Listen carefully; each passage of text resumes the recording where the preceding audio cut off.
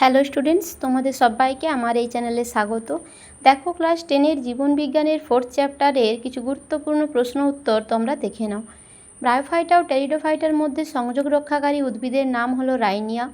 অর্জিত বৈশিষ্ট্যের বংশানুসরণ ও অঙ্কের ব্যবহার অব্যবহার, এটি ব্যাপটিস্ট দ্য মনেট ল্যামার্কের মতবাদ। সরীসৃপ ও স্তন্যপায়ীদের মধ্যে সংযোগ রক্ষাকারী প্রাণীটির নাম হলো প্লাটিপাস। মিউটেশন তত্ত্বের প্রবক্তা হলেন হুগো দ্য ভ্রিস।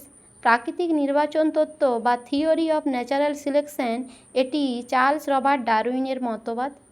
ঘোড়া, হাতি, জিরাফ, গন্ডার প্রভৃতি প্রাণীরা ফেনাকোডাস জীব থেকে উৎপন্ন হয়েছে। বিজ্ঞানী ডারউইন পরিব্যক্তি বা মিউটেশনকে প্রকৃতির খেলা বলে এড়িয়ে গেছেন। ঘোড়ার প্রাচীনতম আদি পূর্বপুরুষের নাম হলো ইওসিন যুগের ইওহিপ্পাস। বিভিন্ন মেরুদণ্ডী প্রাণীর ভ্রূণের তুলনামূলক আলোচনা থেকে বায়োজেনেটিক সূত্র অর্থাৎ ব্যক্তিজনী জাতিজনীকে পুনরাবৃত্তি করে এই তত্ত্বে পৌঁছানো সম্ভব, অর্থাৎ অন্টোজেনি রিপিটস ফাইলোজেনি। এটি কিন্তু তোমরা ভালোভাবে মনে রাখবে। মাছেদের কোন ধরনের হৃৎপিণ্ড দেখতে পাওয়া যায়? মাছেদের ভেনাস হৃৎপিণ্ড বা একচক্রী হৃৎপিণ্ড দেখতে পাওয়া যায়। এই ধরনের আরও গুরুত্বপূর্ণ প্রশ্ন উত্তর পেতে অবশ্যই তোমরা চ্যানেলটি সাবস্ক্রাইব করে পাশে থেকো। Thank you.